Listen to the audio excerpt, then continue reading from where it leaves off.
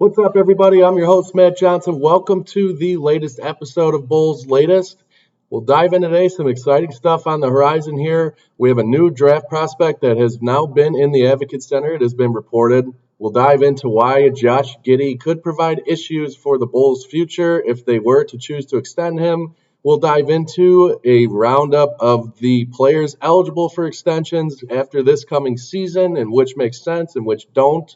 And we will go around and give an update on Nikola Vucevic and some other Bulls stars there. Diving right in, Asa Newell, a draft prospect out of the University of Georgia. He is a freshman forward, 19 years old, 6'11", 220 pounds. So a big, lanky fella there. He would provide a lot of versatility for a Chicago Bulls roster who, frankly, is in need of that at the position. He averaged upwards of 3 offensive rebounds a game this past season in his freshman year at the University of Georgia, while averaging nearly 15.5 points a game to go along with nearly 6.9 rebounds a game there. So has a lot to like if you're Billy Donovan and that Bulls brass.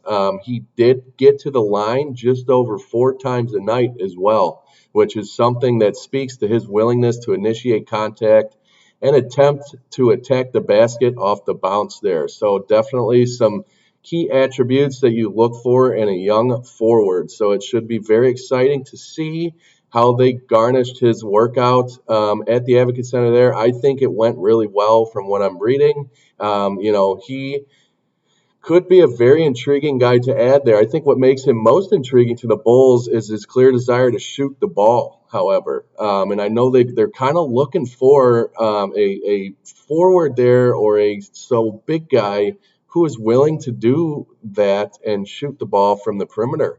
He averaged nearly 3 attempts from long range a game while at the University of Georgia there in his freshman season. He did shoot 29.3%, but with the development and the work that comes in developing into a solid NBA prospect, I think that could improve. I think that's something that Billy Donovan can definitely work with there. A lot of promise when it comes to that, and his ability to take perimeter shots there. He's not afraid to do so. At the end of the day, I think he makes a lot of sense for what the organization started to build this past season. By adding him, they would continue to add the off-rim explosiveness there. He definitely provides that.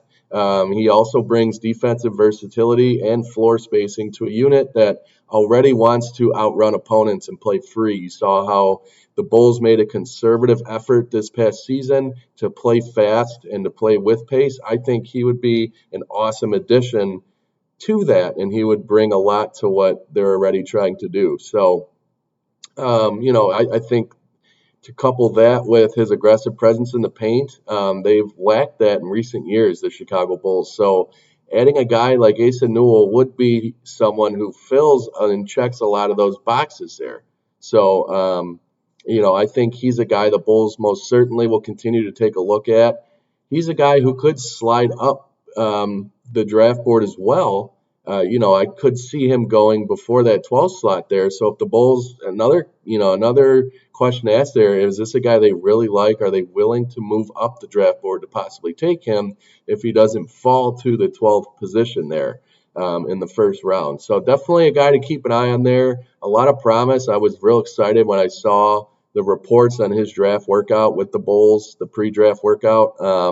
It sounds like he did a lot of great things and turned a lot of heads there. So we'll continue to keep an eye on that. The second piece I wanted to kind of dive into today, the other perspective on what a Josh Giddey extension would bring the Bulls. This is a bit of a choppy decision if the Bulls are looking to become a championship contender in the recent years here. If they're looking, in the near future to become a team who can contest for a championship, extending Josh Giddey may not be the move to make. It may not make a ton of sense. So it'll be interesting to see how it continues to develop, but it's already been reported that Josh Giddey is looking to have a 5-year deal worth about $150 million. That would be a lot of cap space for the Bulls to advocate to a player who hate to say it, but he has a history of being tough to build around. The problem that the Bulls would only make worse by extending him, it almost forces them to build around him if they make that initial move and sign him to that large extension. You really don't have a choice. That is going to be your centerpiece. And I don't know if that's the guy I want to be the centerpiece of this organization, to be honest. I think, like I said, if the end goal is to win a championship, that brings a lot of questions in whether he's the guy to start that path. I think his play style doesn't necessarily mesh well with other ball dominant stars. That's been proven in Oklahoma City and kind of why they chose to move him there. And now look at the Thunder and what they've been able to do this year. It's been a very promising season for them. He would likely have to be the primary option in Chicago if the Bulls hand him a rich extension there.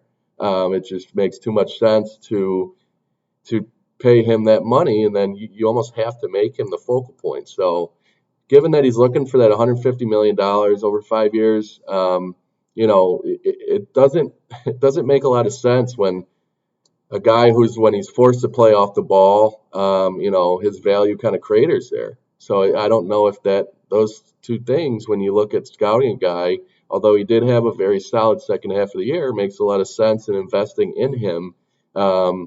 Not to mention he's not a very good three-point shooter, so he's not a threat to opposing defenses simply standing in the corners. And he's not a good enough mover to make himself useful away from the play. So I don't know if it makes a ton of sense. I like the promise that the young kid has, but what the situation the Bulls are in currently and where they're trying to go and what they've already kind of created, which is exciting, give themselves some freedom in what they're trying to do. I think, unless they were to take a discount on Josh Giddey, I would let a team like the Brooklyn Nets, who are said to have $55 million in cap space, go and pay the guy the big bucks if that's what they're looking to do. I think that means like if the Bulls truly want to capitalize on utilizing Giddey at his best, which this is what it comes down to me, it means that they would have to keep the ball in his hands as much as possible. I don't know if he's that type of player. That's a dangerous game to play if you're the Bulls, given that you're going to allocate a lot of your payroll to a guy who, has an interesting role there in terms of what the roster. You see these guys like LeBron James and Shai Gilgeous-Alexander, these centerpieces on these NBA rosters who have competed over the years, and these guys have the ability to carry a team, so to speak. And Josh Giddey, paying him that type of money for a guy who hasn't proven to be able to carry a team like that would be a questionable play there for sure. It would also force the Bulls, like I said, to take a huge chunk of money off the books there. I don't think that would be an effective approach if I'm Chicago. I think, working to make a guy the focal point of the team all while having that financial impact on his contract just brings a lot of pressure on an organization that's kind of gone through it in recent years, with the whole Dwayne Wade experiment. And since Arturas Karnisovas has come into Chicago with Mark Eversley, it's been a challenge, and they've kind of struggled on which direction they've wanted to go. I think it would ultimately make a lot of sense to let Josh Giddey test free agency. If Brooklyn wants to offer him that number, then I would let him walk. I don't know if that's a guy you want to put all of your eggs in one basket for, so to speak. So kind of allows me to dive into the next available topic here. Which player extensions make sense for the Bulls? As you know, they have a number of players I've mentioned in previous episodes that are eligible for extensions after this coming season. Starting with Nikola Vucevic, he's in the final year of his 3-year, $60 million deal. I believe he's owed somewhere near $21.4 million in this final season here. I don't think he would make sense as far as what an extension would do for the Bulls and him. I think that he has another solid season coming up here. I fully expect him to, and I think that allows for his trade acumen to go up there. I think teams will be looking to add him. Competing teams in a competitive window, they're looking to win now, will be looking to add him at the trade deadline this year. So I don't think that's necessarily a guy that you want to hand out an extension to at the moment, given, I mean, he is the best player on the roster. There's no doubting that. But I just don't know if an extension is on the horizon for Nikola Vucevic there. As far as Kobe White goes, the next guy on the docket for an extension, I don't think they're necessarily going to hand him an extension just yet, only because it would make a lot of sense for the Bulls to allow him to test free agency, get a grasp on what his market's going to be, and what they're going to have to compete with in terms of some other offers there. So it would be very, very smart, and I anticipate the Bulls doing so, but letting Kobe White hit free agency and test the market there. That way they can kind of play that game and see what they want to do with him. As far as the other guard, he was out this past season with an injury that kept him out for a long time, but Ayo Dosunmu, it's an interesting player here in that he's already been looked at by a team as a key piece that they're looking to possibly bring in there, and that's the Dallas Mavericks, to fill the void that Kyrie Irving left when he got injured this past season. Ayo Dosunmu is a guy, though, who I would almost, I mean, I know it's kind of rolling the dice, but I would almost look at, if you're going to extend one of those three guys in Vooch, Kobe, and Ayo, I think it's more likely that you would want to extend Ayo Dosunmu over Kobe White and Vooch, only because, he has proven to be a very, very solid player in many areas there. And I don't know, given coming off the injury, if he's going to warrant that large of an extension. So if you were to pay him, you might get a little bit of a friendly deal there, more so than others. I do fully expect Ayo to be looked at in a trade opportunity, though, going forward. I think it makes a lot of sense, but something to keep an eye on there if they're looking to extend one of those three guys. I think Ayo makes a lot more sense than Vooch and Kobe there for those reasons. As far as like one of the guys they brought in from as a result of the Zach LaVine trade was Collins there. Zach Collins, I don't think he warrants an extension just yet. However, if he plays his way into a smaller, cheaper extension this season, I think it's something you look at. He was very pleasantly productive in his time with the Bulls post trade there with the Kings and Zach LaVine there. So I think Zach Collins is a guy who brought a lot of versatility and gave the Bulls options, and Billy Donovan a lot of options in terms of how to use him, and provided a little spark there off the bench. So if Zach Collins is willing to take a cheaper deal, given where he's at in his career currently, I think it makes a lot of sense to maybe approach him with a smaller offer there. I think that would be a guy that does necessarily, he makes sense in terms of approaching him with that offer. So as far as Julian Phillips and Dalen Terry, those are two young guards. I know the Bulls traded a couple seconds for Julian Phillips, and they really liked him in this past year's draft, but just struggled to get going. He wasn't necessarily as big a part of a rotation as they liked him to be, or they anticipated that he would be. He got off to a bit of a slower start. Dalen Terry, more of the same. Kind of been around for a little while now. I don't know if that's a guy that you can look at and say, yeah, he warrants an extension. So I'm going to say no on those two guys as well. I think they more than likely move past those two. Javon Carter, another guy who, he appeared in 72 games in his first season with the Bulls, but only appeared in 36 games this past season. So that, he was pretty much, I hate to say it, the odd man out on the Chicago Bulls roster this past season. So I anticipate they're going to move on from him as well. But those are a couple names that, you're going to want to keep an eye on this offseason. We will continue to provide updates on those players. I think there's a number of those guys, or a handful, that are going to be looked at after this next season. Kobe White, like I said, is due to hit free agency, so he's most certainly going to do that. So a lot of moving parts on this Bulls roster.